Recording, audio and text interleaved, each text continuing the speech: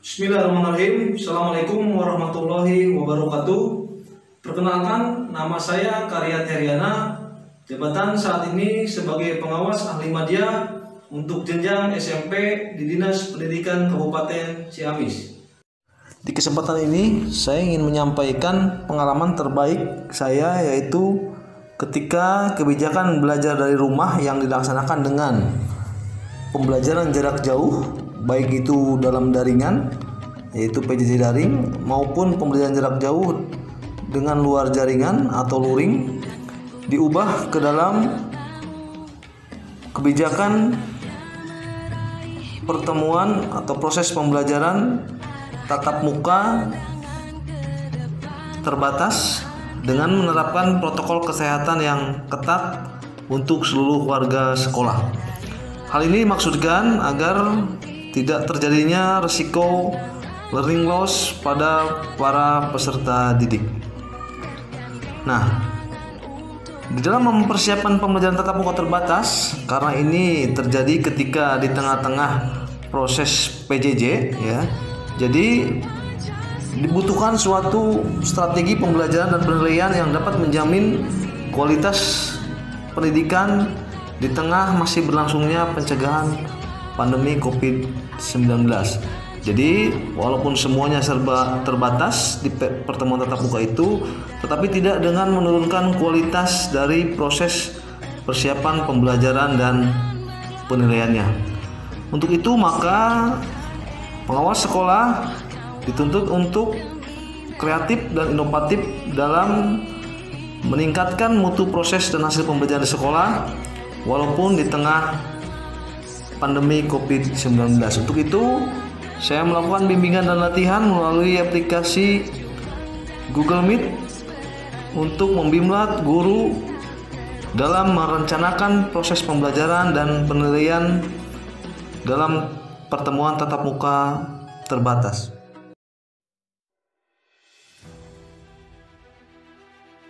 Analisis sejauh mana pembelajaran yang telah kita lakukan, begitu ya.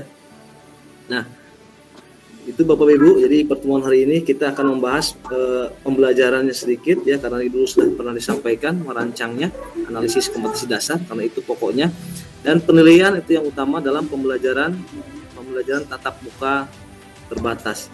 Nah, ini Bapak dan Ibu nih, yang paling pentingnya ada kekhawatiran mengapa perlu dirancang ya, karena pembelajaran itu agar tidak terjadi learning loss atau kehilangan kesempatan belajar siswa. Karena kita lihat sendiri, kalau Bapak Ibu lihat jadwal pembelajaran tatap muka terbatas, tentu jamnya sangat dikurangi ya. Sangat dikurangi, 1 JP itu yang biasanya kita IPA 5 kali 40 menit, Bapak Ibu bayangkan, sekarang dirubah menjadi 30, bahkan ada yang 20 menit per 1 JP-nya ya. Oleh karena itu, ya ada mahasiswa telah yang pasca Balitbang, tetapi materi esensialnya dikurangi.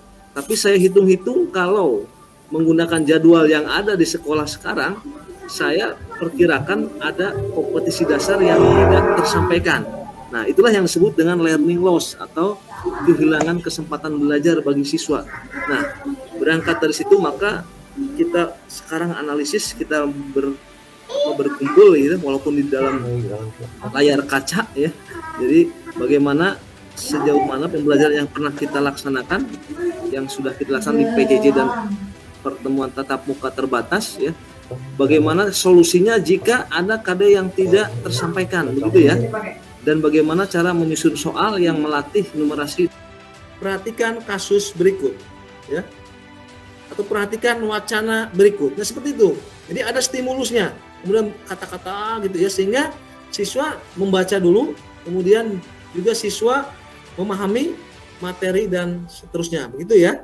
Jadi, nah untuk soal pilihan ganda, itu kata kerja operasional di indikator itu biasanya 1. Berbeda dengan uraian atau soal esai, itu kata indikatornya bisa berupa 1 atau 2 kata kerja operasional. Jadi bisa 2 atau 3 untuk soal uraian.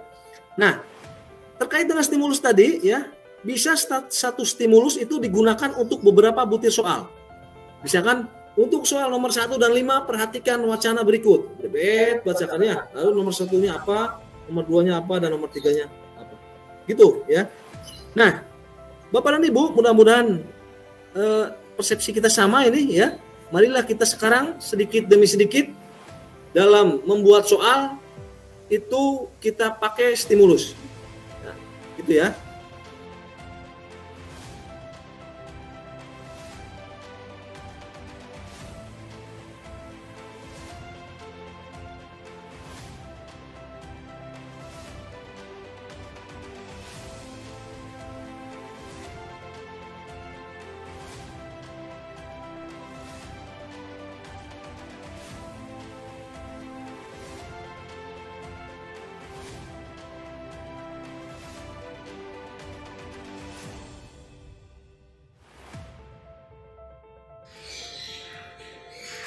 Bismillahirrahmanirrahim. Assalamualaikum warahmatullahi wabarakatuh.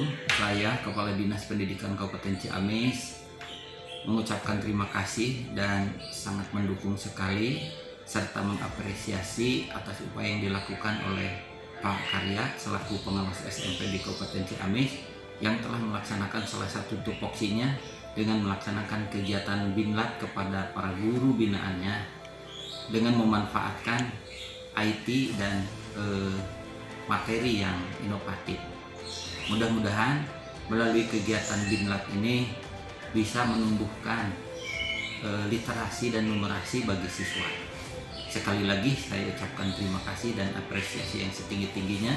Mudah-mudahan inovasi-inovasi yang lain bisa terus ditumbuhkan dalam upaya meningkatkan mutu pendidikan di Kabupaten Ciamis. Terima kasih. Assalamualaikum warahmatullahi wabarakatuh.